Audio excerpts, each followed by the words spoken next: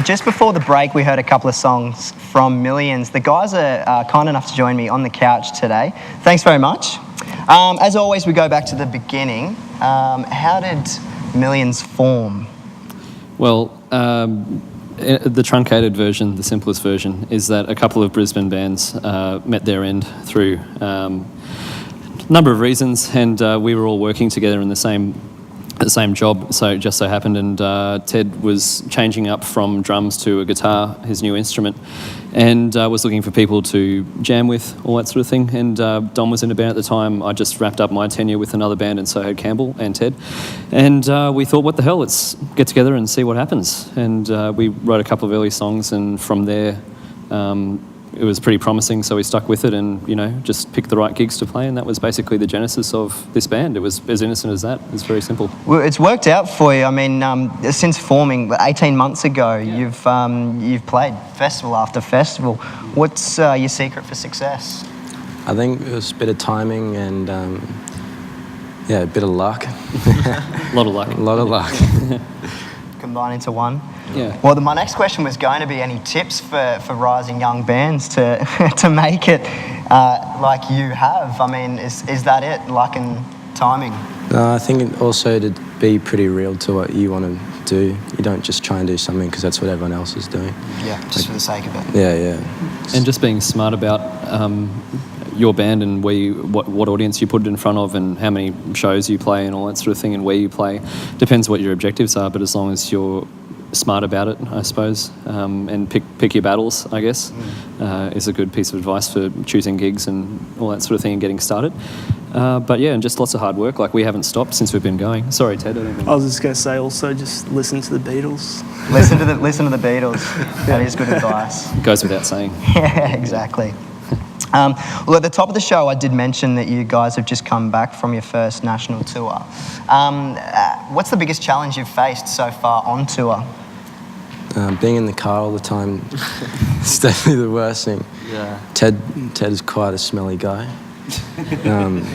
It takes a bit of getting used to, and driving just all the time. Yeah. I guess you like sort day of got to after get day. used to the payoff of driving, say, 20 or 30 hours to do, say, an hour of music somewhere, especially down along the east coast, so Melbourne, Adelaide and Hobart, all that sort of stuff. It's a very long distance to travel, especially in the early days when you can't really afford to fly.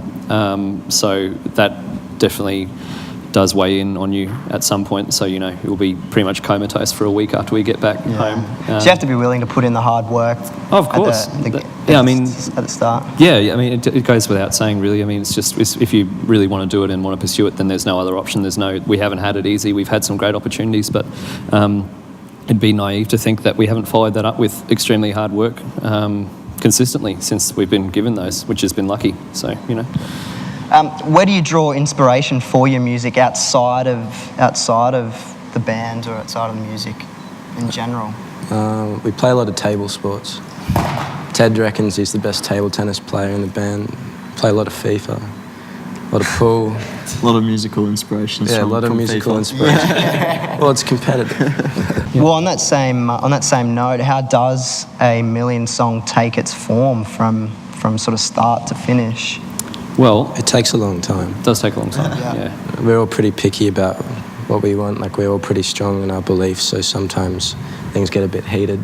It's like having another family to It's argue like being all the time. married. Yeah, but to Like being married, that's married weird. to 3 dudes. It's Yeah. probably the worst possible thing. It's very progressive, being married to 3 dudes in a band. Yeah. Usually Ted plays guitar a lot, and then we sort of come together and then piece it all together like a puzzle.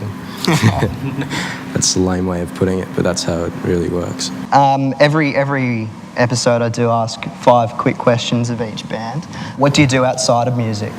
Well, we all pretty much work in a call centre except for James. Ted represents Ray White. Campbell and I are market researchers. James is a DJ. So Right, okay. It's true. My shameful secret is out. Yeah. So that's the truth. Who's the most underrated band in the industry? Step Panther.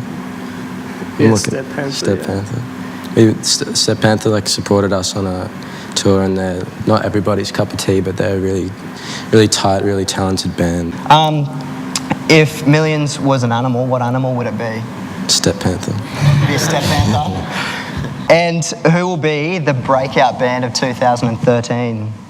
I reckon World's End Press from Melbourne. Yeah, World's End Press. They're a fantastic band. One of the guys from Cut Copy and DFA Records is working with them, and their new single is fantastic. So we all love it a great deal. So I reckon they've got a big year next year. World's End Press.